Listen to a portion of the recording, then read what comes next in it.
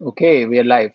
Hey guys, this is Ashwin, batch of 2005 2007 from IMK, currently Chief Operating Officer at Falenco. And welcome if you guys have joined us already, or if you're just joining in, we're just starting. Welcome to our webinar on building a career in product management. This is going to be a panel discussion. We have an all-star panel today, four very interesting individuals with a very varied experience across countries, across industries, and across product verticals. So we will get started very quickly, just in terms of what you should expect. We are going to be covering a lot of topics, but mostly we will be talking about why product management is, it's a relatively new career choice, but how do you get into it? How do you grow in it? It's probably the most difficult to get in right out of campus. It's not the highest, hiring by numbers, but it's also the most favored switch in profile. A lot of people want to get into product management after they start a career in any other vertical. So how do you go about doing all of that? We have some folks who have done that. We have folks who have started right out of school as product managers. So we will hear all their perspectives.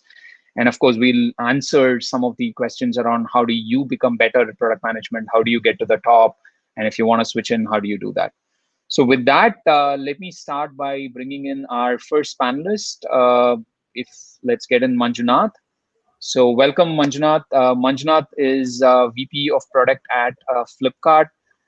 Just a quick one-liner from me, and then I'll hand over to Manjunath. He's someone who's been in product for the longest period across multiple companies and verticals. Also, one of the very few people that I know from the time that I graduated who went into product management pretty much straight out of the bat, right out of B school. So, thank you, Manjunath, for joining us. If you want to just give us a quick intro about you, what you do, what you have done, talk about your career trajectory, and also how did you get into product management right out of B school? The question that I would want you to go focus on is, did you know what product management was? And, was it what you thought when you get into it? Sure. Thanks, Ashwin. Good to be on the panel and almost feel like thinking of the campus days back again, right? So when I started my career post B school at I2 Technologies, or now is JDA, it was basically into consulting, product consulting kind of role. And within the first few months, I realized I was more keen on something called product management that was there in the company. It was a new role. Product management wasn't much known in India, and but though it was pretty popular in the US part of the company, and they were looking to move a couple of product roles to India, and so pretty much a few months into my journey at I2, I took over product management as an opportunity, and then been in love with it. And I think it's also helped me out in my entrepreneurship journey. And I'll probably talk through a little bit of my journey to give context on how it kind of shaped and helped me in my entrepreneurial journey as such. So the first 9 years I was with I2 Technologies in India, and then I had a short break where I'd been in Tally for about a year. Tally, the Indian financial accounting software, which is again on a product role. And then back to I2, and I had moved to US with I2 building supply chain products for global players like JCPenney to Lockheed Martin to various defense players to auto players in the US market. So largely B2B product management for the first 9 years. And then post that, 5 years at Yahoo, running product globally for Yahoo Games, weather, lifestyle, movies, TV, so few global media products.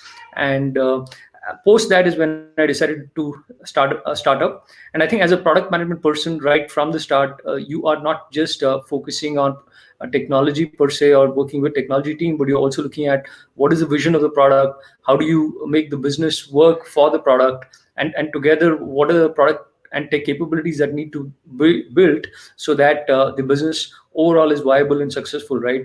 So, and I think there have been many conversations even while I was at Yahoo on product in terms of what is the expectation from product management. It is pretty diverse, right? You have to be good at product, you're good at technology, you should understand the roadmap, you should understand business, and be able to think about it holistically. And I think that holistic perspective of the business and the product and the customer, and keeping customer at center of everything, right? So to make sure the customers are liking your product, are finding the right things, are able to convert, whether it is a commerce business or it is a B2B supply chain kind of products that I've been both with. So that perspective was very helpful when I did my own startup, which was product tech led. And so did my startup for about 2 years, built it with a brand, 3 years actually. Sorry, started with a brand called My Notice Period, then rebranded to Hiree, and was focused on tech recruitment basically.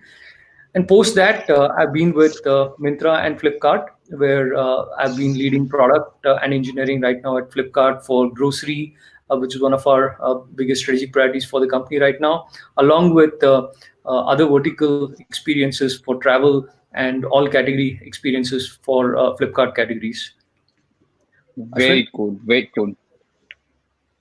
Yeah, very cool. Thanks, Manjunath. And I think VP of product and technology is like two roles in one. So we'll come back to that. And people Sure, are struggling to do one role. So how are you doing two roles? But we'll come back to that later. sure. Our second guest is he's my batchmate, and he is a product manager at a very small, probably a company that you've heard of called Google. He is a Bay Area product manager.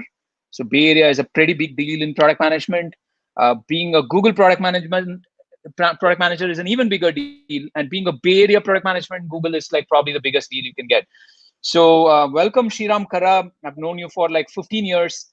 Tell me something that I don't know, but also something that others don't know about your journey. I mean, you didn't get into product management right out of the bat, right? So how did you end up in San Francisco?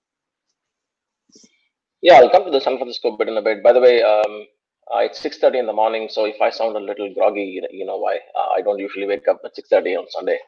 Um, so the move to San Francisco, or the Bay Area happened as an accident. I was already working for Google in India, and there was a rebalancing of the teams, and my team was essentially consolidated with the team in the US. In the headquarters, and so they gave me a chance to move, and so that's how it happened. It was a completely unplanned, unexpected move. The opportunity came up, and I took it. Going back to my days at K and how my journey to product management happened. I joined Tech Mahindra out of campus, in a very sort of a standard business management, general management kind of a role.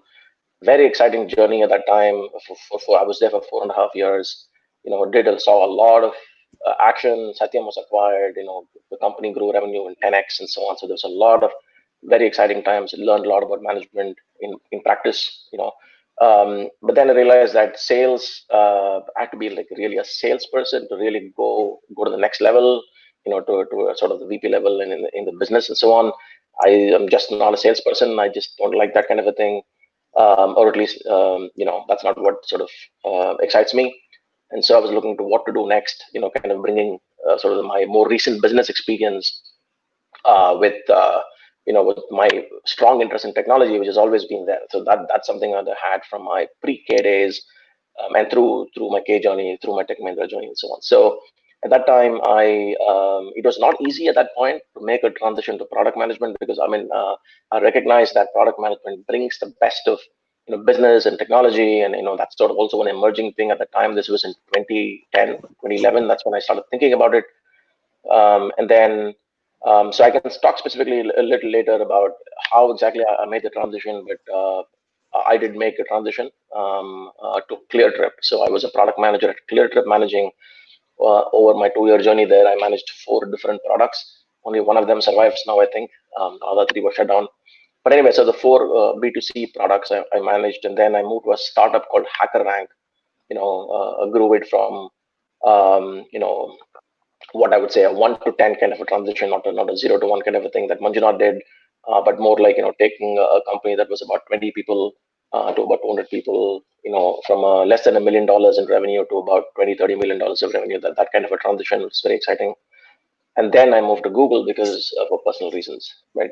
So that's been my journey, to product management, to Google, and then to the Bay Area. Got it. Cool. Thanks, Shriram, and appreciate getting up at 6:30 and coming on this call. Cool.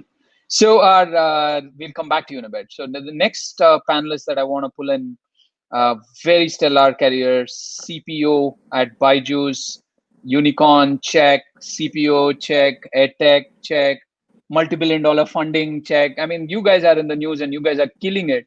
Uh, how are you? How are you there? Just talk us through your journey. Again, I think Ranjit has been in product management right out of campus, right? So just talk us through that, Ranjit. Sure. Right. So I was one of the few guys, I think, after your MBA, you kind of trying to wonder and think through as to where your fitment is likely to be the best, right? And you're confused. I think this is back in 2008, and that's the batch that I was part of. I did have a very conventional background, like most of the folks that came by. A lot of them were, engineers, 2 years experience, 3 years of experience, and I knew pretty much about myself that I like building things. And the B school experience was supposed to kind of, probably help me introspect and figure out what I wanted to do really next. So it was a bit of a soul searching experience that the B school, ended up being for me. And I was lucky enough to kind of get an option after the B school experience to immediately jump on to building products for a product company, right? And that was not the norm at that point of time. Very few product roles, like you mentioned, Ashwin, very few companies that came to the campus offering product roles. I was lucky enough to be able to kind of join Verizon, which is building products. Verizon is largely a US telecom giant, and it competes with AT&T and other large players out there. And they have some very interesting products being built out for the to the Western markets, right? So straight out of campus, I was lucky enough to kind of take that role, not the highest paying gig at that point of time, but something I felt would kind of really use my skills where, like building things, you're creative, you like numbers, you know how to kind of empathize with people. Now, so much of that is probably great in hindsight, but I did have an inkling that that's where I would probably kind of, be playing to my strengths. So that gig was great. And I think that probably set me in terms of a very solid foundation in terms of what conventional product management was, because it's a very large company, right? Large company, very structured process. You build products in a very systematic fashion. There are large teams that you need to kind of evangelize and bring towards, a conviction. So while that kind of grounded me in the fundamentals of product management, I then had a small gig at a mobile product startup company back in 2010 when it was still very early. It was a very short stint, and then I happened to join Zynga. Zynga was setting up its India operations at that point of time, and this was largely for the global operations, right? So again, lucky enough to have timed it right. And while gaming was not the most conventional and the most, it's not the most fanciest kind of product management, but for me, I think I was clear at that point of time, being a gamer myself and understanding how games are being built. I understood that there is very few sectors that came to understanding fundamental consumer behavior than games do, right? Games are, at the end of the day, very, very, emotional products which kind of cater to your fundamental needs, fears, motivations, and all of that, right? So that, I think the Zynga experience probably, forged me more than any other product management experience that I've had before and post that. Those 3-4 years was probably the equivalent of having worked in, every year there, we kind of say, the Zynga product managers say was the equivalent of working at any other product company to the tune of about 3-4 years, because you get to see multiple, you are able to test out various things in your games, and that's the equivalent of, living through 3-4 years in a span of about just 1 year, right? Built a lot of games. Some of the spam that you could attribute to what you saw on Facebook. So big games like Mafia Wars, Farmville, all of that have been associated with that. Poker players have been associated with the Zynga Casino sort of product portfolio that we had at that point of time. Having spent that time, building products, I kind of recognized that I had a fair amount of experience building products for the Western markets. And it was broad-based in some sense. I did understand different personas that kind of existed. But as a product person from India, well, I took a lot of pride in saying that, hey, product managers, the best of the product managers can come out of India, and we would kind of compete, right? We had a very strong team in the Valley as well, and we would compete, right? The Indian product managers would compete with product managers out of the Bay Area as well. I wanted to kind of understand what is happening in India, and I felt that as a product manager coming out of India, for me to not understand the Indian demographics that are coming online, what sort of products would kind of work for them would be a big gap if I don't do justice to that. So that led to me at that point of time, as SoftBank was starting off with their venture in tie-up with Bharti, and this is Hike Messenger, Wink Music, Hopper, and a few other product lines that they were starting off. I kind of came by into that ecosystem and went on to lead products at Hike Messenger, right? And it was a fantastic journey in the first 2-3 years where we scaled up the product line to a large extent. It hit some great numbers, and after a couple of years there, I think I understood the mass audience in India slightly better. But also, I was in Delhi, wanted to move back to Bangalore, and for personal reasons, I did make a shift to joining Byju. That's when I met Byju and met the company itself, and it's largely still an offline company with. And that's true of most companies, right? A lot of companies are right now going from an offline ecosystem to an online ecosystem.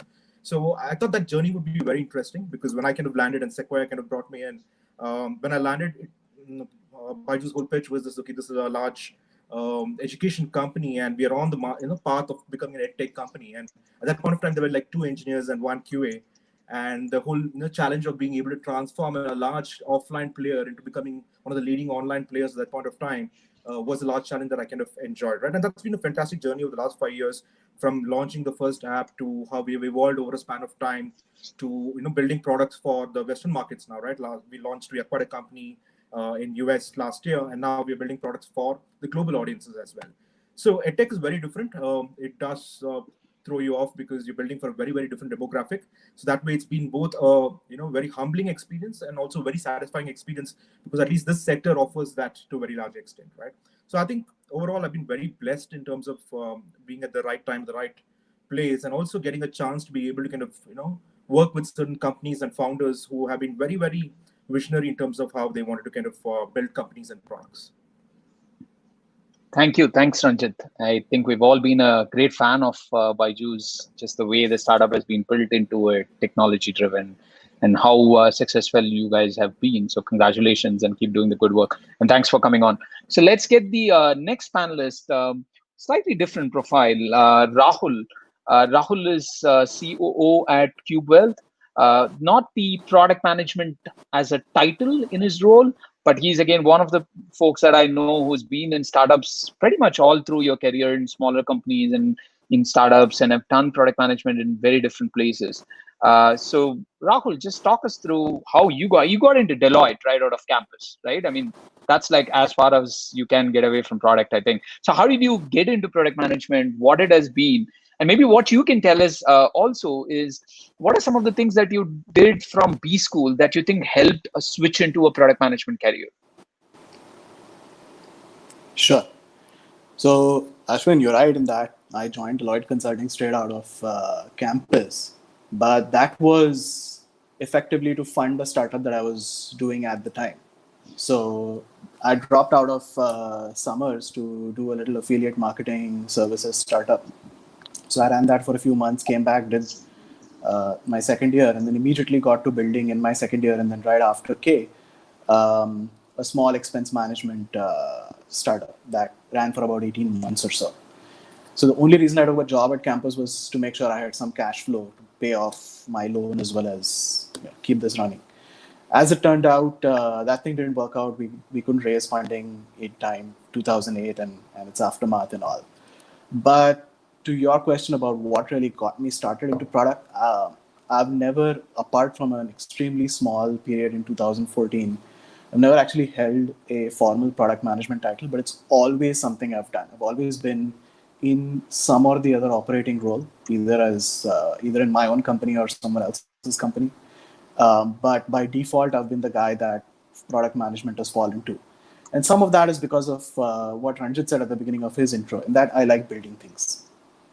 So at the very beginning, right after this startup that I did out of campus, Piku Money, didn't work out, I moved back to Bombay. I was in Hyderabad earlier. I moved back to Bombay and joined an email/SMS and then later voice and push marketing company named Netcore as part of their Skunkworks consumer division, and effectively built that team out from scratch.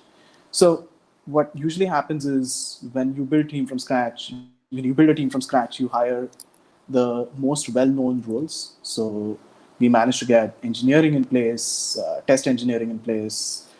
You get sales, you get marketing. Well, in our case, sales didn't apply, but marketing in place, get operations, and so on. But someone inevitably has to fill in defining what it is that you're building, and then making sure it's executed on. So that role really fell to me. And it's it's been sort of a template for everything I've done since, because we did this consumer division at Netcore, which was call it an iTunes store before there was a smartphone. So an iTunes store for SMS and voice related content. So we had a whole subscription based marketplace which was a paid service. We didn't do ads at all. And this was before we had prepaid wallets, or for that matter, we didn't even have two-factor authentication back then. So this came in the middle of when we were building and running this store. That's how old this was. But nevertheless, we defined and built out that. We ran that for 2 years before the board shut us down.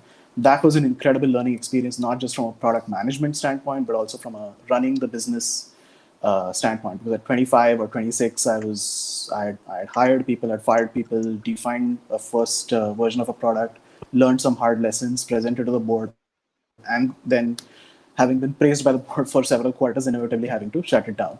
And then I moved to running product for all of Netcore, both the consumer enterprise, both the consumer and the enterprise divisions, essentially. That's the only time I've actually done product management formally. So having done that for about 18 months or so, I took most of 2014 off, and then a common friend introduced me to one of the co-founders of the payment gateway, Citrus. And I ran Citrus's consumer division, which at that time aimed to build what today would be called a neobank, but at that time was, it wasn't something that was done. So then we had, Sequoia-funded company, lots of capital available, people available, tremendous talent, brand recognition, all of that. But just like with Netcore, the consumer division wasn't quote unquote core, even though it was treated on par as a business unit. The main revenue came from the payment gateway and the prepaid wallet. So at that time, again, running a company, rapid iteration of defining what was then a not a very well-known space. It turns out that, so Citrus then was sold to the other payment gateway, PayU, in what remains, I think, India's largest all-cash fintech deal in 2016. But by that time, that co-founder and I and a few others had set out to do the same thing that we did at Citrus, but as an independent company, which is today Cube Wealth. And the template repeated itself, which is we had all of these other roles, and product management, effectively the building of the thing, fell to me. But interestingly, the common thread through all of this was someone had to think through the end-to-end manifestation of the customer experience.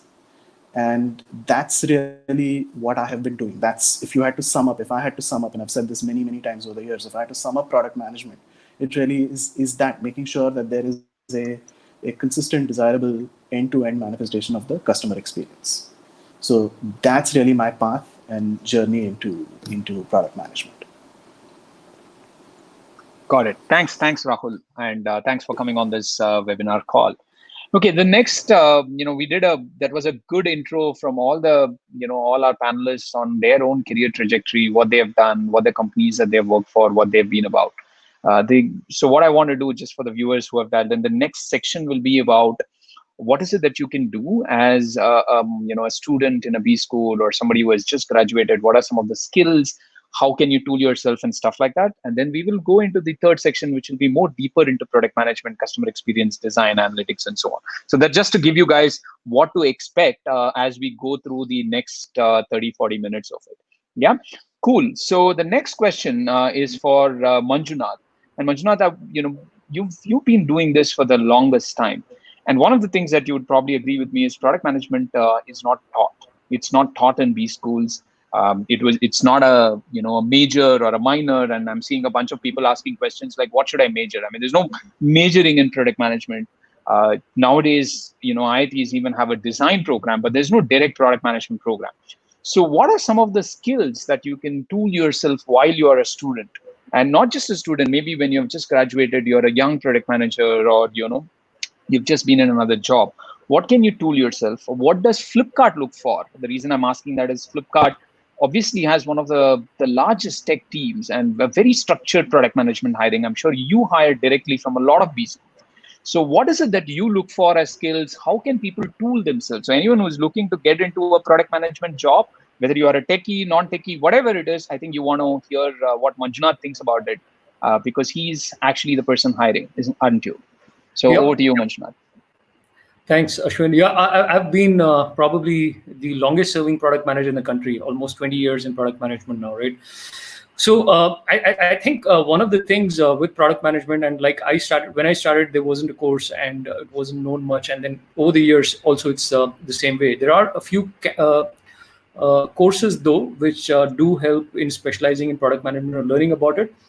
But I think the best way of doing this is probably taking up a problem statement and trying to think of the user needs, and then figuring out what is the product that you'd like to build, and come up with, say, wireframe designs, and then maybe even try your hands in saying putting together a website or something, right? So I think if I were to hire a campus person for product management without a formal product management work experience and without product management background as such, the person that would be best suited in that case is somebody who's given it a shot, right? Who's tried it in their free time, tried to create products on their own.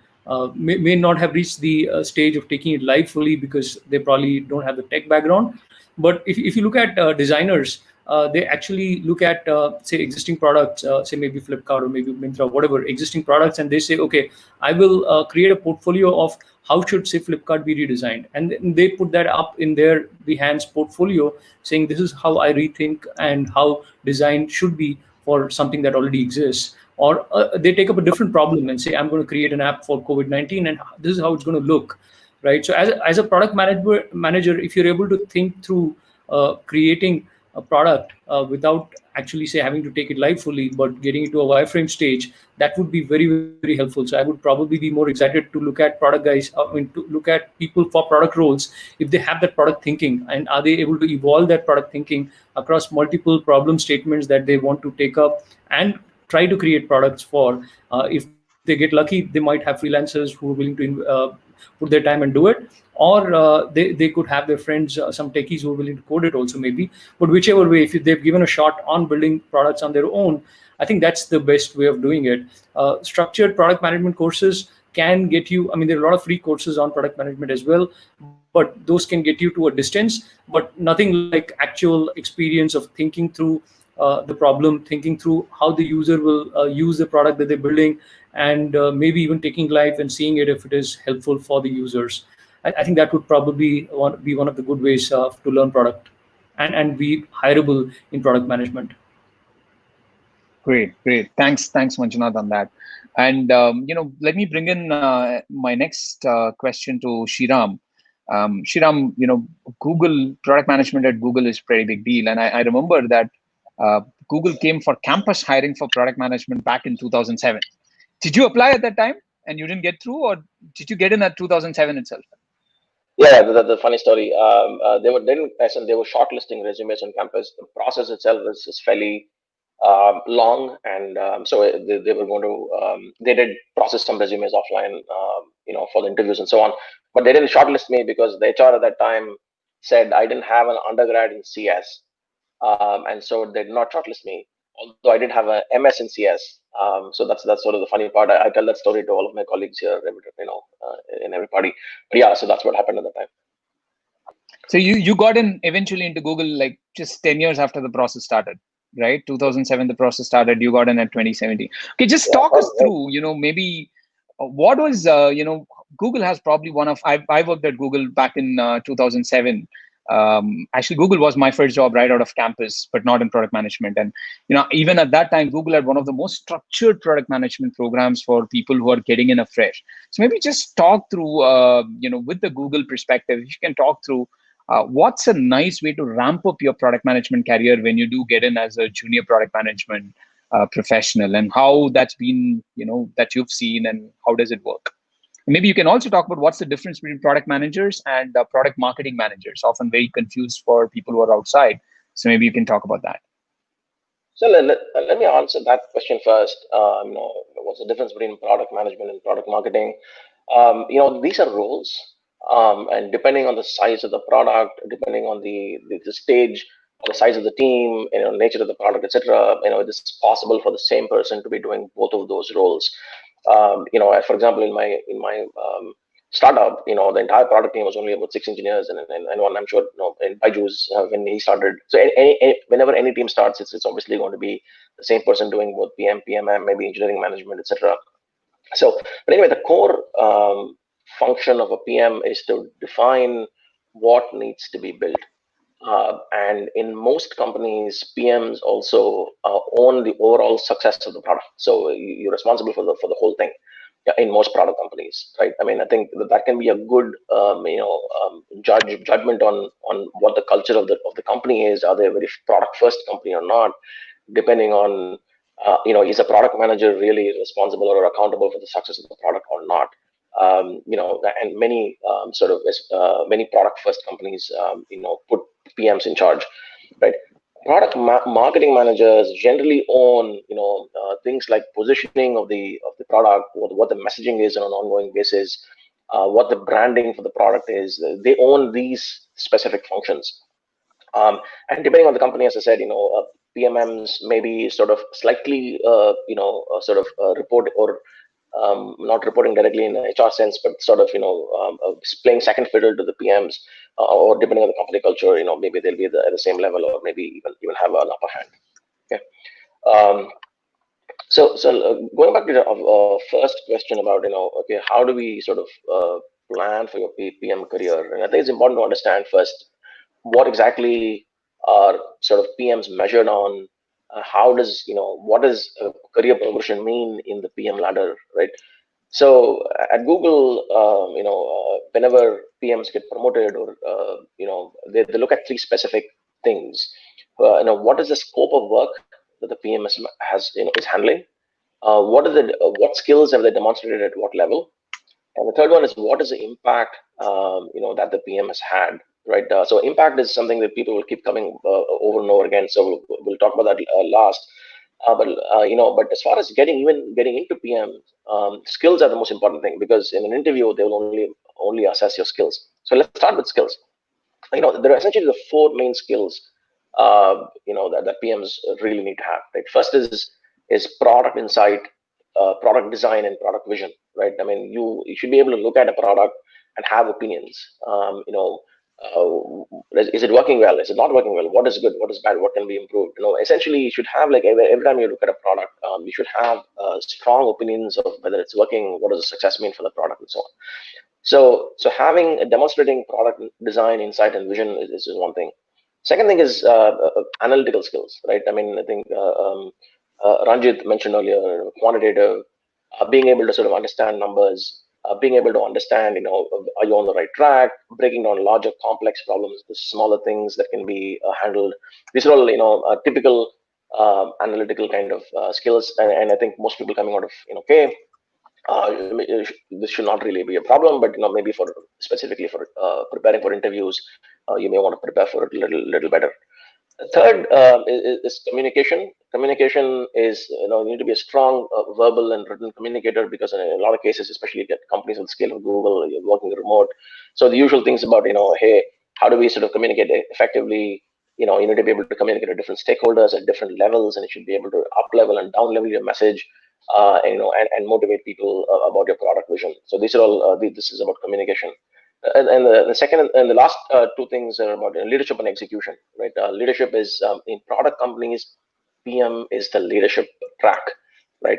Sundar Pichai started as a product manager for Google Toolbar, which is like a small feature, that's a plugin into Internet Explorer at that time, right? I mean, he started there and he's gone to the CEO of Google. So, and a lot of products companies, that is the leadership track. So you are expected to be able to lead teams of different sizes depending on your level. And work from there. So what is the difference between where you join and how do you grow? In large companies, in companies like Google, they would very, very, very clearly defined expectations of, these are the 3 dimensions: your scope, your skills, and the impact. And for each level in the PM ladder, you have expectations on what is it that you have to demonstrate for each of these things. For example, there's a director of product management and an entry-level product management. It's very obviously, the scope of work that you have to do is very clearly outlined. A director will have like a large portfolio of products, are responsible for some things and so on. Whereas in level 4 entry-level product manager would have a much smaller scope. They would probably be managing one feature like Sundar did when he joined the company. But you're expected to sort of touch on all of these dimensions at the appropriate level for your thing. So the way you would plan your, the way I plan my career here at Google is just to look at, hey, what is the next level? What are the expectations for my next level? And sort of work with mentors to sort of get there. And let's pause here. Ashwin, anything else you specifically wanted me to touch on? No, I think that's a very good explanation of how to sort of look at your own career setup. I think people keep asking about how do I move without wondering how do you actually set yourself up. It's easy. It's actually fairly easy to get a shot at product management, but it's quite difficult to become a very good product manager, right? So setting yourself up is what I think you've spoken about, and I think the Sundar example is great, right? I mean, 2007, when I was at Google, Google used to be very clearly called out as we are an engineer-led company. We are an engineering-driven company. I think with the new CEO, you guys are very clear that it's a product-led company. So congratulations, and let's keep going there. Cool. So the next, that's between Manjunath and Shriram. I think thank you for giving us a very good way of how do I get into a product management job in your companies, and you guys obviously hire and see a lot of profiles. So I think that's a lot of insight on what people need to do. I want to focus a little bit now into the next section, which will be about how do you actually become a better PM? How do you become a good PM? How do you become a better PM? And how do you become a great product manager? And, I want to bring in Ranjit right now and talk about just, Ranjit, how do you look at data, analytics, AI, all of that stuff? And how, specifically if you focus on how do you balance that with design? You've got data on one side and design and sort of just the things on how it works and how it looks and the emotion that it brings in. So how do you look at it? You've worked in companies that have put focus on both. So just talk us through these two aspects. So that's the fundamental challenge that a PM has, right? I think you're getting data points from multiple places, right? So the way that I would see a great PM kind of evolve is there are core competencies that you need to kind of build. And that we're all aware of that, right? Anybody who's read up even a little bit about product management, that you would know that empathizing with the user, the conventional catchphrases, they're all there. But how much effort do you put in actually making that a reality, and how do you can build that culture within your organization is what helps you grow really, really fast. Now, but that said, from a core craft perspective itself, a great PM or somebody who's moving on from being a good PM to a great PM, I think there's a fundamental stuff of being able to talk to users, being able to channelize all the various data points that you're getting, be it from your customer success team or from your customer support team, from your sales teams, from the data points that are coming in, right? These are all, the users are talking to you in multiple ways, being able to distill that and being able to kind of say that, hey, be it quantitative data or subjective data or even user testing data that I'm getting out there, how do I kind of take all of these insights and simplify those insights and be able to disseminate to the larger organization, and then influence the organization to be able to kind of respond to those customer needs that are kind of coming out very loud and clear to everybody out there in the company, is what a product manager starts off by doing. And in that whole gamut of being able to build something to solve a particular customer need, there are multiple core skills that you kind of evolve and kind of develop over a span of time. Be it the skill of being able to write great user stories to describe how a particular solution is going to solve a particular customer need, the ability to prioritize, right? And I've seen a lot of new PMs, struggling to, prioritize really well, because most young PMs at that point of time, we're all, and I've seen that same cycle with me as well. You like a bundle of energy, you want to kind of come up with multiple ideas, and then reality hits you, and you realize that you can't build everything that you want to kind of build, and then the whole, tough exercise of prioritizing, and that's absolutely necessary, because be it an early stage company which is in the search for PMF, or even a large company which is not maybe has achieved PMF in the past but has to stay relevant, right? Which means that I always keep saying that PMF is a moving target, right? It's transient in nature. You might have PMF at a point of time, but something could come by and could move you away from your PMF milestone that you already hit. So that said, being able to kind of hone your core craft around all of these pieces and being able to kind of solutionize a particular customer need and being able to productize that at a particular platform level is what you do, and that's a core craft. And that is something that you can read up and, get some fundamental tools on, see best practices, and kind of develop that really well.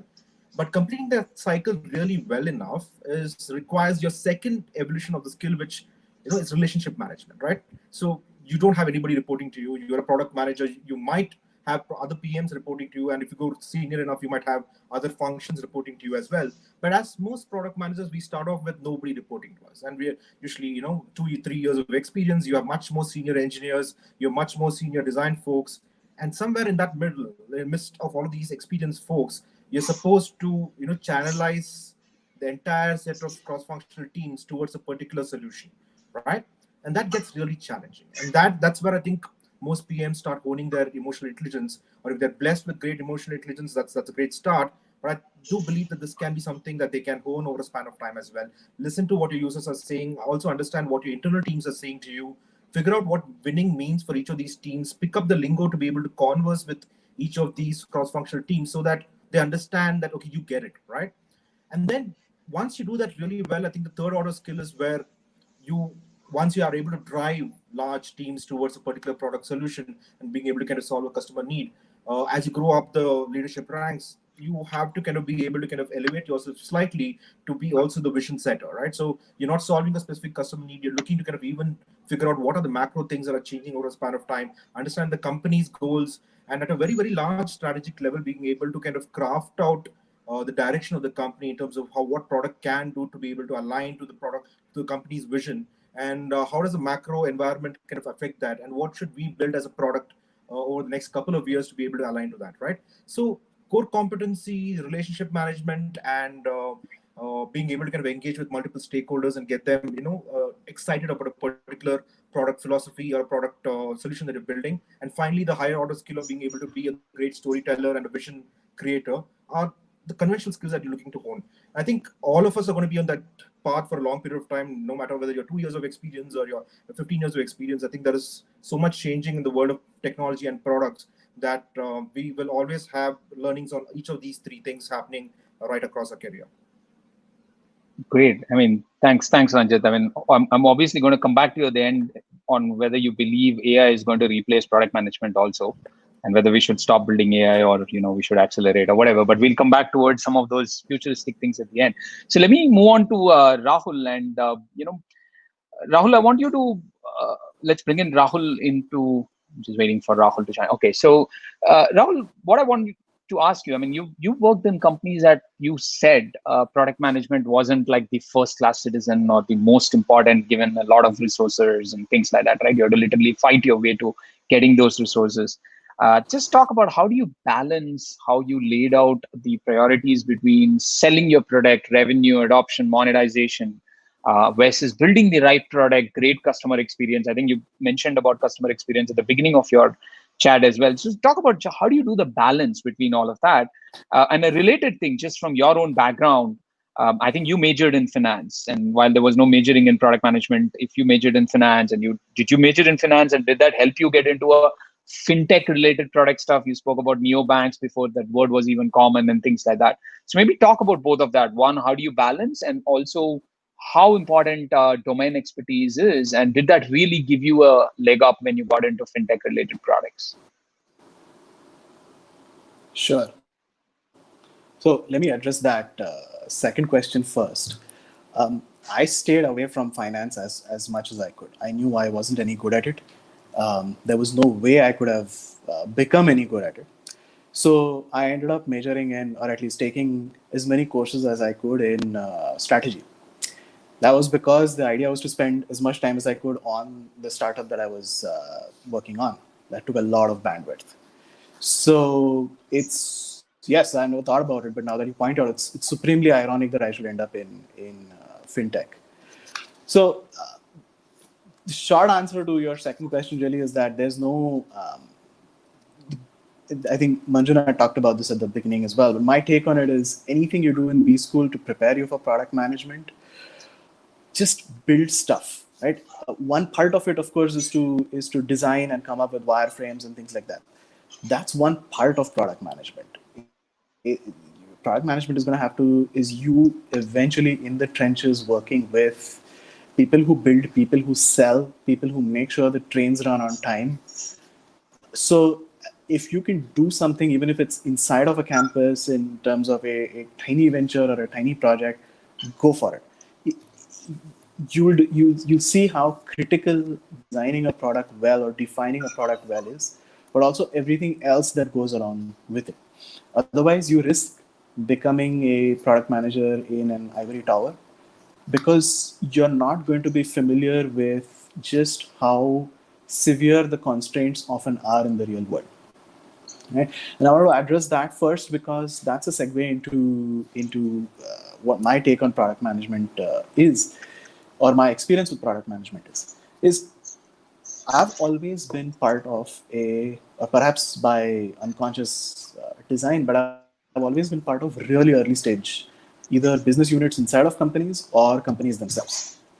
So there you deal with a ton of constraints, right? And so to the question you asked me about how important is selling versus designing a great product, in the early stages, if you have a certain amount of funding that defines a certain runway, well, that's your biggest constraint, right? You have to figure out a demonstrable way of being able to make money, either by actual revenue flowing in or the projection of imminent revenue coming in, if you either have to get to cash flow positive and beyond, or if you have to raise your next round of funding. So uh, Cube's founder likes to talk about what he called, or at least at the very beginning, like to talk about what he called the right to live. So a company's got to prove the right to live at the very beginning. And so everything that you can do to get to that point is supremely important. So you learn very quickly how to put together very simple propositions that you can test out in a lightweight manner. At Cube, we often talk about what Tim Ferriss had written in his 2007 book, The 4-Hour Workweek, where he talked about essentially testing out the value proposition of these T-shirts or shirts that he wanted to import from Europe, I think, and sell in the US. And all he did was create a mock landing page and run a bunch of Google AdWords campaigns. So instead of making any of the investment into the actual business itself, all he did was test out how powerful that value prop was, and more importantly, with whom. And that really helped him build, in his book, he says, helped him build a much more efficient business and therefore product right off the bat. So both in fact, everywhere, at Netcore and its My Today consumer division, as well as at Citrus and at Cube, all that we've done is test out these value props as rapidly as possible. And then the whole objective is, yes, once you get to product market fit, once you have a demonstrable set of people who you know, I mean, a defined set of people, someone who you can point to and say, yes, that sort of person, right, who can tell you through, and there are ways of measuring. Ours was very, very simple. At Cube, we would just create a WhatsApp group we still do. We just create a WhatsApp group for every customer who signs up. We have many Kozhikode alumni who are customers of Cube Wells, who have their own WhatsApp group. But we would just hear directly from them on that WhatsApp group. So we did a bunch of things that didn't scale. But once you know that you have that defined set of people tell you saying, yes, we like this, and then you shift from just trying to figure out what kind of product to build for what kind of market, which is your classic PMF problem. Once you have that, you've got your right to live. You know that there is somebody out there in the world who wants what you've built, is either willing to pay for it directly, or you've proven that there is a way to make money from their usage. We obviously prefer the former. But now you can shift to then trying to build out scale. Right? And as Ranjit said, of course, at some point you will get to a point where your product market fit is a moving target. So you circle back to now figuring out what the new market is for what the product has become. But absolutely, you have to focus at the very beginning very rapidly on getting to a point where you prove what we call your right to live. Does that help? Does that answer your question? Yep. I think that's good set of words, Rahul. Thanks for that. Let's get actually all the panelists, and just to close off this section about how to be a better product manager, how to build great products. I'd like to just ask one question to each of you, and just give me like a quick 2-3 line answer on it, which is, what's the one metric that you measure in your product? Is there a one metric that you measure in your product, and why is that one metric? Maybe we can just start with Rahul, who is on the first pane on my screen. Sure. So we measure. We made the mistake very early on for a brief period of measuring only one metric, but you realize that it's not necessarily perverse incentives, but you end up taking actions that optimize things that you inadvertently end up optimizing for things that you don't want to. So for us, it was fairly obvious. We're saying, hey, can we measure the amount of money that we manage? The question is, you could chase sort of the quote unquote whales of the industry who have many crores to invest. That's not really what you set out to build as a company, and that's not the product you've built. Or you could say, hey, how many users do you have? And what's their engagement like? Can you optimize your DAU by MAU? But again, as a company whose fundamental value prop is, hey, we'll take care of your money in a fill it, shut it, forget it manner, the lower our DAU by MAU is, the better it is, really, because that means people have peace of mind. They've just set up stuff on autopilot. So what we did was measure a combination of the three, saying what is your DAU what's the number of users, what's the amount of money you manage, and then what's the average, what we would call AUM per user, assets under management per user. So it's you have a combination of metrics. Got it. Good. Kara, how about you? Just on your, maybe you can start with which product you're working on, Kara, and just the metric that you measure. Yeah, I was going to mention, we didn't talk about the product that I manage. So I work in Google Cloud, and I work on, I'm responsible for sign-in and account security for all of Google Cloud. Security is an extremely difficult thing to measure, and so there is no one metric. So we have a bunch of different things. So one of the first things is that a lot of people don't want to think about security. So it's sort of we want to give peace of mind and then sort of customer satisfaction. That is one thing.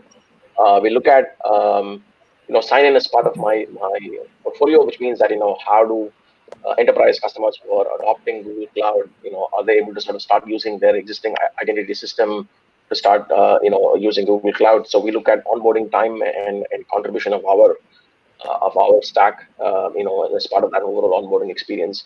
And so that's one part of the funnel. So specifically on account security, one thing we measure, which is about how secure are enterprise accounts, which is my area. How many what is the hijacking ratio of enterprise accounts relative to consumer accounts, which is consumer Gmail accounts, which there are more than a few billions, right? So that's sort of the two metrics that we look at, but anything more than that, may not be very interesting for this audience. So I'll skip. Sure. Manjunath, how about you? Like the product, you mentioned grocery, but just what metrics you look at? Yeah, I'm looking at all categories of Flipkart and deeper into grocery. So that way it's the entire Flipkart spectrum. But yeah, so the monthly active customers is the core metric. There are obviously different metrics that different teams and people track and are part of their goals. But at an overall, that's one of the bigger goals that we track. Got it. And Ranjit, how about you? I think we look at a mix of all the metrics, engagement, retention, conversion, and your referral rates as well. But that said, I think internally we come down to saying, trying to figure out what that single metric is, which would be a dipstick for us to figure out whether the product has entered the life cycle of a particular user, right?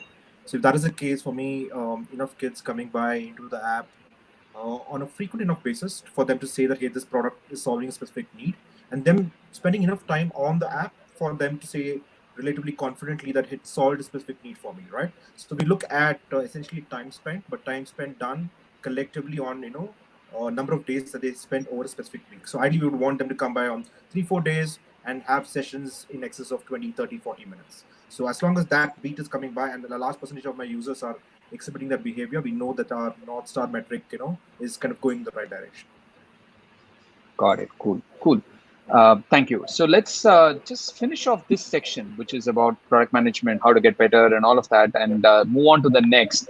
The next part of it, I want to talk about something very interesting for a lot of people who are following this is, I want to talk about career accelerators. I mean, we have all the big CXO titles, people working in big companies, small companies, $1 billion unicorns, everything here, right? So I want to just go around the table and ask about, in your own career trajectory, what was that one biggest accelerator? I know you guys are going to say it's a variety of metrics, it's a triangle, it's a circle, it's an octagon, 10 metrics I measure.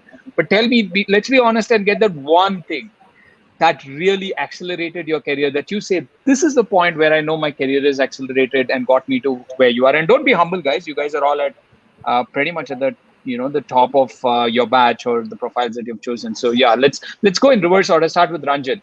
I mean, CPO at Byju's. What's your one accelerator point? For me, it was very clearly, Ashwin, I think getting into Zynga in the pre-IPO days, and having seen that experience and getting that experience on managing really large-scale products, right? Because Zynga had phenomenal use. We were about 18% of Facebook's revenue at that point of time. 2010 and 2011 start is when I kind of joined. This is about a year and a half, before their IPO. So I think that probably kind of was the place where I probably understood product management at a large scale, and also probably help me kind of understand consumer behavior to very large extent. Because I do believe that's probably set me up for understanding different sectors, right? And games are a great example for us to kind of try out different systems. I know that we ran flash sales on our games much before Flipkart kind of ran flash sales, right? So we understood how to kind of manage the currency, and because every game is essentially currency management, right? So I think that experience was super valuable. What also was very useful at that point of time for me was that each game team was set up as an independent company in itself, right? So the product manager, in some sense, was the head of that entire piece.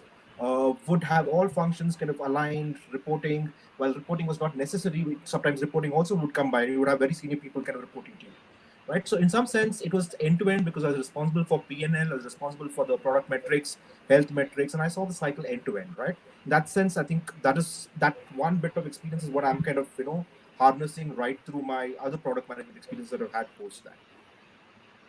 And Zynga was how long ago, Ranjit, before I move on to the next? Zynga was about a decade ago. So 2010, 2011, 12. So what you did 10 years ago is what you're calling out as your rocket launch moment for where you're today. Great. That's super Absolutely. Cool. How about you, Manjunath? What was that point for you? Sure. So for me, I think doing my own startup, right? I mean, I'd been with companies for about 14 years before that, building products for various companies, some from scratch, some that existed, rebuilding on those, and so on. But I think building your own product with your own money is kind of where it really hit me harder and made me learn a lot more on not just product, but how to run a business, including how to run like a large sales team with like 120 member sales team, 80, 90 member product tech team, and so on, right? So how do you manage people? How do you learn? That learning was way more phenomenal than being leading products that were built by with others' money, right? So I think that was a big learning moment, and kind of has made it much more easier sailing for me after that stint. So I think doing own startup is probably the moment I would call. Cool. How about you, Kara? I think my 3 years at HackerRank, I would say so I'm currently in my third job as a PM. I think so the second one at HackerRank, I would say, was probably the steepest learning curve, because the rest of the team didn't know I was the first person hired as a PM or in any manager actually outside sales, and the founders were very young.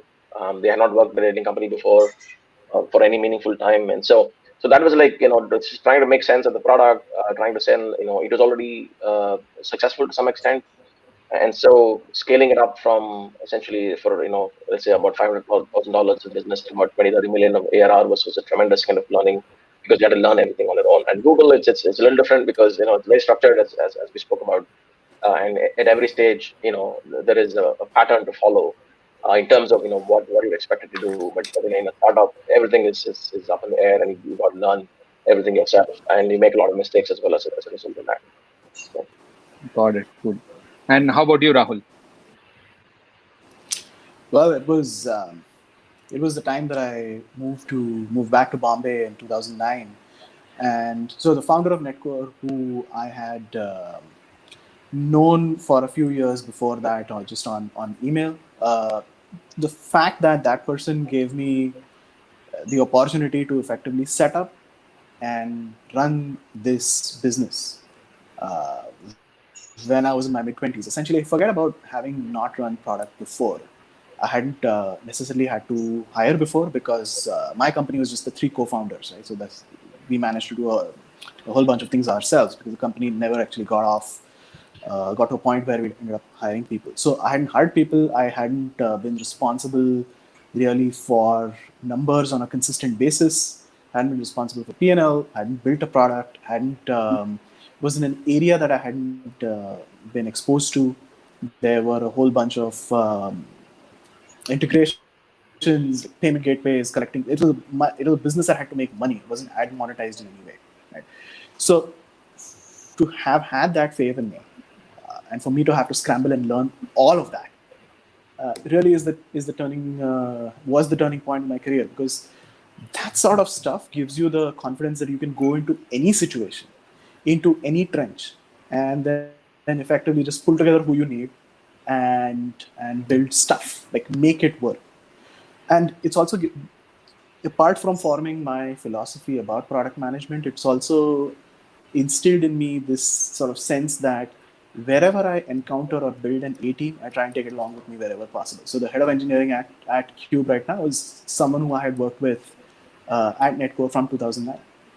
So that's another thing that I learned as well. So if there had to be a turning, only I've worked with two founders after doing my own thing. So one is the founder of Netcore, the other is the co-founder of Citrus, and now Cube. But that's it. But the Netcore thing really started all of it. Cool. Thanks for that. And we'll take a few more such rapid questions just between all of you. But before that, just to quickly remind people who are watching this live, do subscribe to this channel. I've been told to tell this every 30 minutes. I haven't said it in the first 30, so I'll say it twice now. Please subscribe now. And maybe you guys can also say that if you're on the panel, right? So it's cool. Okay, so let's keep going. That's enough subscription. So let's keep going to the next part. I want to just sort of do a little bit of, quick rapid fire questions where I don't want you guys to think and give me long answers, but just some one-line answers. And also tell me what's your preference. So let's just start off with Karra first.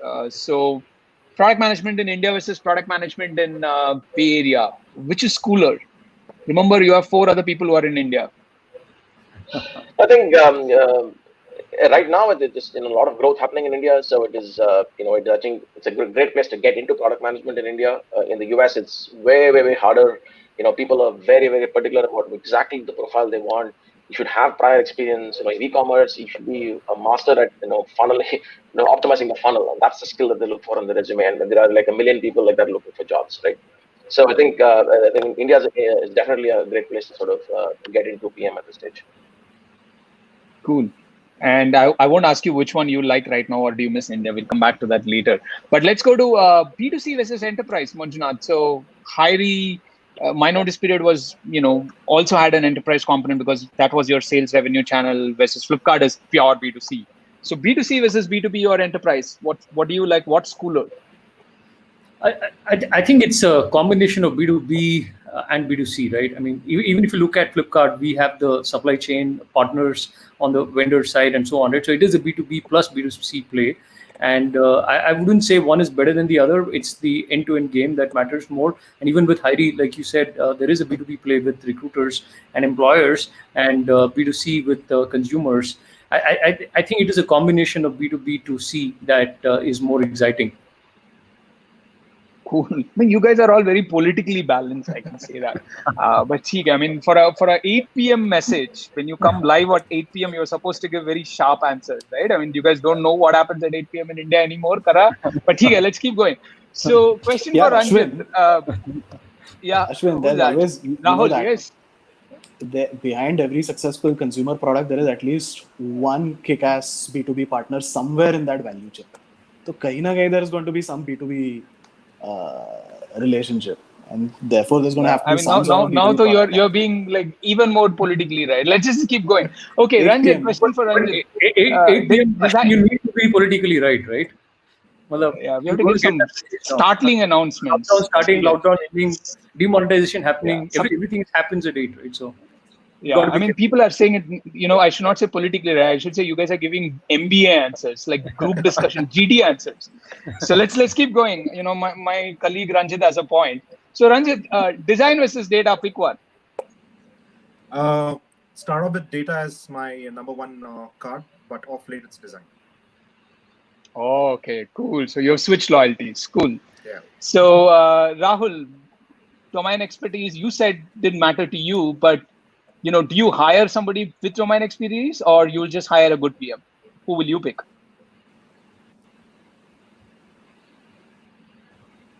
The guy's gonna have to prove his or her expertise, regardless of what domain it is, fairly quickly. So to me, it really doesn't matter if the person's from the domain or not. Is that guy able to do what we want him or her to do? That's very important. Yeah, we don't have the chance to. I've rarely been in companies where you have the ability to ramp someone up. So that's okay. Cool. So it's about not where you are, but how quickly you can get up to where you need to be, right? That matters more. Cool. So let's. Okay, can you start tomorrow? Cool. So let's go into a few questions that people have been sort of putting in, and we've got about 200 people on the live, and there's a lot of questions. So I'm just going to fire a few questions. Just anyone can pick it up, just shoot off an answer, and let's just get different perspectives. Do you need to have an IT background? Kara, you said MS in computer science versus BTech in computer science. So is it still there? Do you need an IT background to get into product management? No, even then, the specific recruiter, what I learned later on is that specific recruiter had a problem of some sort, right? It is never really a requirement at that, even in 2007. What I would say is the short answer is it's not required for product management in general. But then the caveat is that it really depends on the product. If for example, in my product, where my engineers are talking about standards and implementation, the bugs are all very deep in the weeds. Just very difficult to be successful if you don't have an interest in technology and that level of thing, right? So if you're selling like storage or networking, those kinds of products, obviously it's very, very hard for you to be successful if you just don't have that kind of an interest or background. But otherwise, if you're building like Google Photos or Instagram or something. Kevin Systrom, the CEO of Google, CEO of Instagram, very famously, he was rejected at Google because he didn't have an undergrad in CS way back. But he went on to start Instagram. So you can definitely be successful as a PM, but be careful of what products and problems you choose. Cool. That's a very interesting insight on that. Advice for people who want to switch careers from banking or marketing into product management, and let's say they want to get a job in Flipkart. What do you recommend, Manjunath? Should they look at entry-level roles in product management? Can they get lateral hires? How do they get it? I think it depends on how many years of experience they have. Getting in at a senior level will be tough because they wouldn't have that much of product experience per se, right? But that said, I think if they've shown, so I would say the best way to get into product management is to be building your own product and trying to take it live, do something about it, get some users on it. And there are times when we build products in a day as well, right? I mean, I did one small product which we built during the demonetization time, which was cash no cash. And in say a week, we had 10 million users, 0 to 10 million users without any marketing, just a social cause app website built in a single day. So you could be building stuff. Maybe you're a banking guy, so maybe you have some problem in banking that needs to get solved. And if you can come up with some product, I think that will showcase it. But otherwise, with a lot of experience, it's probably hard to get in at a lateral level without product management background, unless you do something with it, right? You build your own product also. But if you're younger and then you want to switch, then again, I would say no substitute for actual product management experience. Either at your own startup, friend startup, or you kind of figure out how to showcase your product thinking. That's the only way to go then. Do you need an MBA degree, or how valuable has, how valuable has IMK been, or you can say the generic version, which is how valuable has a general MBA been as a product manager for any of you guys? Maybe Rahul or Ranjit, you can take that. Or I can hear from both of your perspectives as well. No, I mean, so the biggest contributor that K has been in terms of the network. I majored in strategy. That didn't really help, let's be honest. but the number of people that I can call upon to either connect me to someone or just to help me out with something has been incredible. So, the whole point of an MBA is you get some supposedly, allegedly bright folks together in some big boss type environment for a period of 2 years, let them interact, and a whole bunch of fairly interesting things and relationships end up coming out of it. Right? And then there's the broader alumni network. So that really is what I think was the bang for buck. Okay, and how about you, Ranjit? What do you think? And I've been told, like, talk about IMK is what I've been told. No, I would echo what Rahul kind of said, right? One part of it is the network, but more than anything else, I think if you use the 2 years, there's knowledge to be accumulated. That's great. But as a product person, if you use that time to understand people, because for most of the folks, at least for me, the first time that I stayed away from home, dealt with very, very smart folks, different motivations, different ways that they kind of function, and understood the diversity that kind of really existed, right? In some sense, that represents India, represents people around us. If you use that time to really observe, listen, and understand, and glean some insights about how people function, then that's super valuable, right? And that's what I kind of probably used, that I kind of really kind of counted upon and count upon even today. Okay, cool. Just going into few specifics, if you guys want to talk about some of the mistakes that you've made, right? And maybe just one thing that you would want to go and change. It could be about how you went about approaching your first product. It could be what you did recently, your careers, whatever. Something that you want to go and change. What would that be? Just specific to product management itself, starting with Manjunath. Man, okay, a tough question. I thought I need time to think about it. Okay, so let's start with Kara then. Okay. Yeah, Let's start with Kara as an answer for everything. Yeah. So I think so. Sort of the only thing that I wish I had done is sort of figured out a way to get into product management earlier on. I mean, as I mentioned earlier on, I was at Tech Mahindra for 4.5 years. It's a great journey. I learned a lot about general management and business, but I didn't need all of that. And I wish I had like 2 to 3 years of head start, or 2 to 3 years of more experience in it. Yeah. So so this is also a piece of advice I would say to all of you is people looking to get into product management is just figure out some way of getting in. What Manjunath mentioned earlier on, great ideas, doing something, building something of your own. So eventually I did build something on my own, but I think I wish I had done that at least 2 3 years before I eventually did. Cool. I can go next. Okay, just keep jumping in. Yes. Sorry. Yeah. I think so. So in terms of one of the maybe learnings, product management from 2001 to say 9-ish was one thing which is within one company areas that I got. And I think the opportunities in India was very tough for a person to do either startup, maybe in that time frame, maybe all the way to 2012, 2013, startup wasn't as sexy. But maybe I actually did my startup in 2014 endish, right?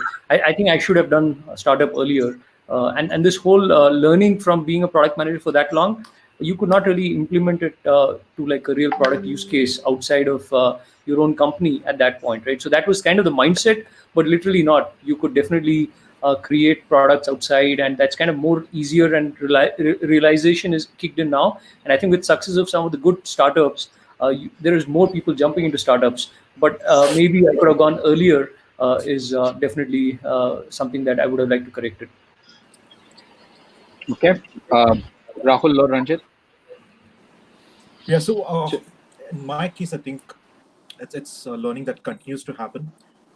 As a product person who's been building out products for a period of time, you get used to, as you count on your experience, you count on what you've done in the past quite a bit. And sometimes it is a trap that you could fall into, saying that, hey, I'm probably the smartest person in the room. I probably have the best perspective on this, and I should be able to solution or solve the customer need better than anybody else, right? And that's a trap that kind of frequently kind of happens. And over a span of time, I think for me, it's been a learning curve to kind of really understand that I don't need to have the best answer at all. I just need to galvanize the team to be able to kind of arrive at that, right? So being able to step back and to not really kind of, have to have the smartest answers or the best direction, but actually just help the team get to that right answer, right? And being able to strike a balance between the two when you feel the team is going a little, they're going the wrong direction, but still giving them space to be able to arrive at the right answer and the right solution. And this could be with multiple stakeholders. This could be with the engineering function, instead of telling them what to do and how to do it. You rather, how would you kind of take a step back and get them to come to the answer on their own accord, right? So be it with external teams, be it with internal teams, or within your own PM teams itself, not having to come up with the smartest answers, but rather kind of get the team to come to it is a thing that I think is a skill that I'm still honing and will continue to hone over the next few years. Okay, Rahul. So it's a variation of what Ranjit said. It's essentially you have to learn. I wish I'd come up for air more often in most of the roles that I've played across 2 or 3 companies. Which essentially, what I mean is, let me just take one example. Way back when we built this mobile product before the smartphone era, this iTunes store for content, we optimized. So I can still draw the life cycle state machine like all of these years later because we just looked at it so often. And so the question is, what part of that do you want to optimize? And we spent optimizing that one part, which is to get people in to take a free trial for so long that we missed out on effectively making it simpler for people who wanted to pay us.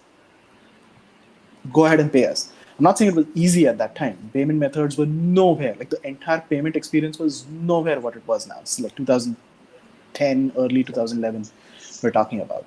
But nevertheless, we ended up in a situation where we ended up having a lot of people who tried our product, and the conversion ratios were relatively low because even though people said in every conceivable way that they wanted to pay, we weren't making it easy for them to do so.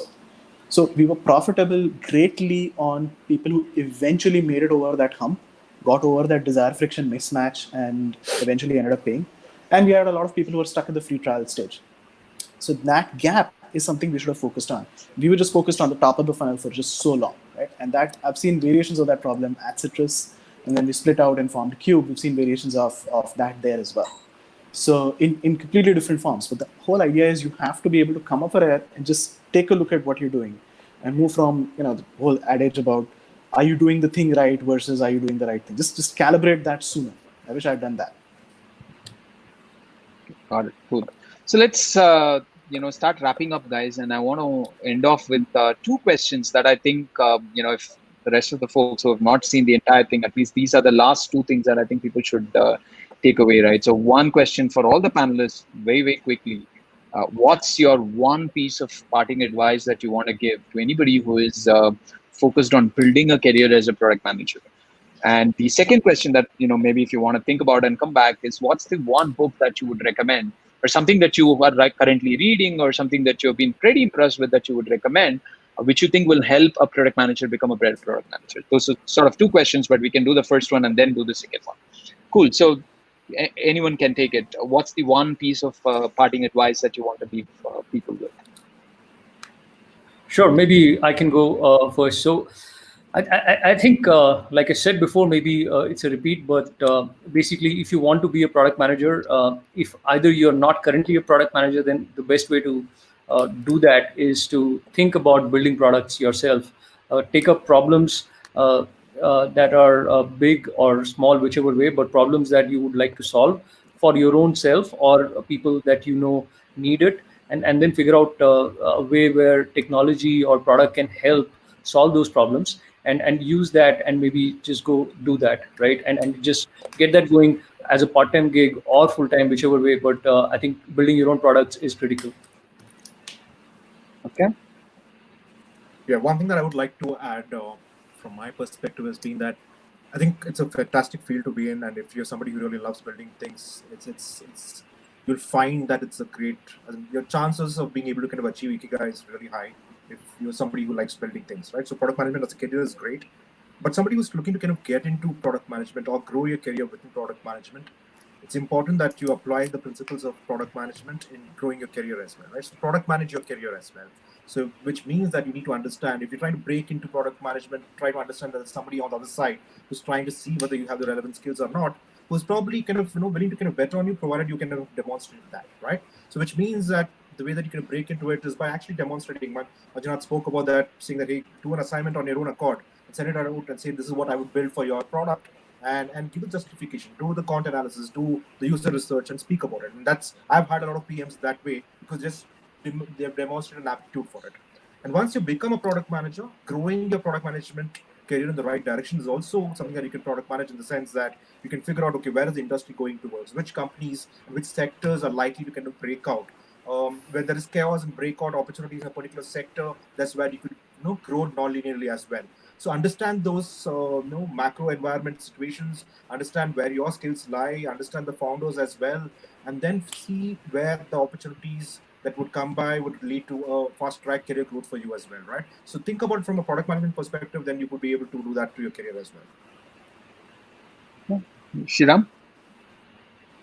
Yeah, whether you're trying to break into PM or you want to sort of improve, I think, yes, I think ongoing sort of learning about, product is important, right? The most of the, I mentioned a bunch of different skills that we look for when hiring. Of those, I think product design, insight, and vision, that's really the most sort of the core skill that you probably will not have from any other job. And that's the thing I think everybody can keep working on. And there are plenty of resources available online these days. Look at all the videos of Steve Jobs talking, right?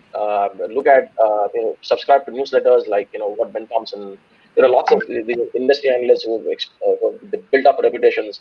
Look at how they analyze products. Every time you open an app next time, look at it from a product manager's perspective rather than from a user's perspective, right? What can be better, what's not working, who are these users? Am I the right user? I mean, many questions you should ask yourself, and start getting into that mindset about looking at product as a PM perspective. And there are forums as well where you can discuss with your friends and with others about your opinions, and having strong opinions is very important. So have opinions about products, and the way you do that is by getting more inputs, like mentioned. So keep learning, as would be my one advice. Cool. And Rahul? Sure. So I think you should ask yourself as honestly as is possible, am I curious? Like, am I a genuinely curious person? Because if you're not going to make it in product management. The whole point of you being in product is, are you going to discover, are you going to push to discover, synthesize, and then execute on what are effectively unknowns? You're building what did not exist earlier. So if you're not curious, you're not going to get there. The best way to do it is what Manjunath has said now and said at the beginning, saying, do your own thing. Like, it doesn't mean having to start a company, but just build your own product. It's easier now than ever before. There are a bunch of these quote-unquote no-code technologies that you can use to build at least a simple working prototype. Or you can do what I said Tim Ferriss did, and that define a value prop really, really clearly, mock up some sort of vision of how it's going to look like, enough that you can take it to potential users, and then experiment in interesting, lightweight ways. There are more ways now than ever before of getting people to say, yes, I want that. Because you will have discovered so much about, like, you'll have done the 80-20 of product management right there. Right? And I think you also asked about what book you'd want to read. If people can get their hands on this book that was written in 1999 called How the Web Was Won by a guy named Paul Andrews, that defines what Microsoft did to essentially build the everything from TCP/IP to Internet Explorer into Windows from 95, and the people who got them there effectively. So the reason that resonates with me is I've been in very, very early stage roles in my life and having to essentially prove something and then make it happen. And that's really about this happening in a large company. So whether you're looking to move from a PM, from another role in a large company to a PM role in that company, or to a lateral PM role in a fairly well-established company, this may not give you the nuts and bolts, but it sure as hell will inspire you. And as for these, what Ranjit said about identifying breakout areas, you will definitely be able to get hold of this book named Life After Google by a guy named George Gilder. Kara, it's a very unfortunate title because the guy isn't really talking about life after Google. Google is very much part of what he defines to be in the future. But essentially, he's talking about a lot of upcoming tech, including distributed ledgers, blockchain, and the like. It's surprisingly, the guy is 78 years old, but it's surprisingly relevant. Right. Yep. So books, guys, recommendation from each of you, just something that you've read, you're reading, something that you would recommend. I can go. I'll give it two books. So I think for people who are sort of trying to prepare for interviews or just want to understand what PM interviewing is like, there's a fantastic book called "Cracking the PM Interview" by Gail McDonnell. Gail is she's worked at Google, and she's a very well respected person in terms of interview prep, and that's also a big thing in the Bay Area. So she also has a similar book called "Cracking the Engineering Interview." I think it's called Software Engineer Interview or something. Both are very popular, and the PM interview book is very good. Yeah, you should definitely read that. The second book is there's a book called Inspired. That's a very strange title. It doesn't say anything about PM, but it's also a fantastic book. It talks about all of the things like who's a PM, what's the difference between PM and project management, what's the difference between PM and program management and marketing management, and some of these questions that have come up. It is an extremely good book. So these are the two things that I would. Marty Kagan is the author of it. Marty Kagan, yes. Okay, and Ranjit. I think from a consumer behavior perspective, I think what Dayal is distilled and hooked captured a lot of what we kind of did, or how we kind of approach building products for consumers. So I think that's a great book for if you're somebody who's yet to kind of learn about how to kind of use your understanding of consumer psyche or user psyche to be able to build products that caters to the user's needs or solves fundamental problems, and that's a good start. Talks to you about how to drive engagement, talks to you about habit formation and all of that. Again, on an offbeat track, and because I'm an evangelist for games and how games can help you kind of learn a lot of things about product building, The Art of Game Design. I think it is by Jesse Shell. Again, fundamental principles, very first principles based on human motivations, and hence what can you really build, and how we can use your products to be able to kind of deal with various problems that users want to solve, right? So very foundational in thought process, but the real skill is to be able to take those principles and adapt it in your everyday, right? And that's where the translation really comes by if you put some effort into it. Manjunath? Yeah, for me, I think one of the greatest product builders in the world has been Steve Jobs. I think his biography and his ways of learning and how he's built products is very interesting. So I would recommend Steve Jobs' biography by Walter Iskan. Okay, cool. That's cool. And what we will also do is probably just type out all these book names, in the YouTube comments, so that people, if they want. One of the things I found out is that just reading some of these gives you a very different perspective on how different people have analyzed the industry. So thanks for that, guys. So I think that was supposed to be my last question, but I decided to add one last question with which we will end. And that question that is there on everybody's mind thinking about product management career, but I want to sort of hear, just show me like scale of what that means. Does it pay well? I mean, it's a B school thing. At the end of it, if you're in B school, the one thing that goes in your mind is like, how rewarding is it financially? So just by show of arms, maybe, or, like this, just tell me, does it pay well for you, for what it's worth, guys? Nobody wants to answer. I mean, is this appraisal time for everybody? Like YouTube, okay, sure. People. Okay, cool. Okay. How about Ranjit, Rahul, not saying much?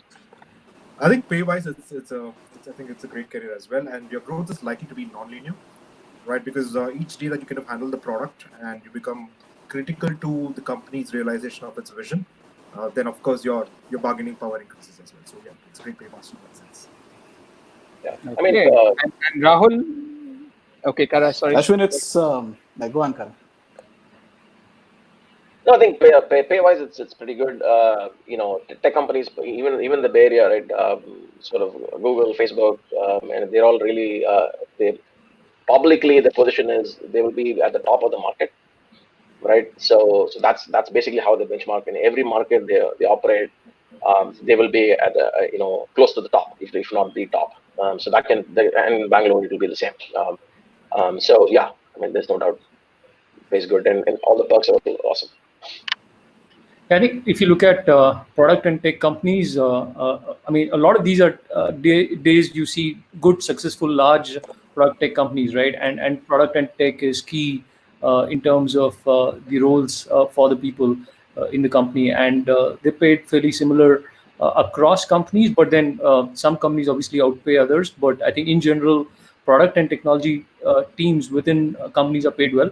And if maybe I can take an example of my own startup, probably highest paid roles were in the tech and product, not in sales or marketing or other functions, depending on how senior they are, obviously. But if you look at any product tech company, clearly product and tech folks are paid much higher than any other function. Okay. Rahul, anything you want to add? I mean, you've been in Well, finance. product When I management said my own is startup, I talked about Hiry and not Flipkart, obviously. But I'm not allowed to talk about Flipkart, but yeah. I would say, unless you're like a machine learning or an AI PhD, the chances are very good that you'll make more in PM than anything else you're doing. Yep. Okay. Cool. I think, thanks for that, guys. There was a wonderful session. I enjoyed having this conversation with all of you, and think, it's taught 90 minutes. Brilliant thoughts, brilliant inspirations from all the stuff that you guys said. And I think I just want to end with it. And, somebody said this at the beginning, right? You choose to be a PM because you love building products, right? And I have never hired anybody. I've been interviewing for the last 15 years, I've interviewed people in technology and product profiles across different companies at Google, at InMobi, at Flipkart. And I've never, ever hired a person who didn't say this one line. So I keep asking them, why do you want to be a PM? And if they don't say they love building products, I never hire them. And I think, Kara is like, what? How can that be a question? But, that's what I do. But I think all of you love building great products. It's there in the way you talk about it and what you've done. And, thanks and good luck, guys. And I hope people who dialed in and who've been sort of listening in, they've got something useful out of it. We will post the name of the books at the end of it. So thank you. Thanks. And thanks for the IMK alumni moderator team who have arranged it, Ronald and Shiva and all of those guys. Thank you as well. Cheers. Thank you, guys.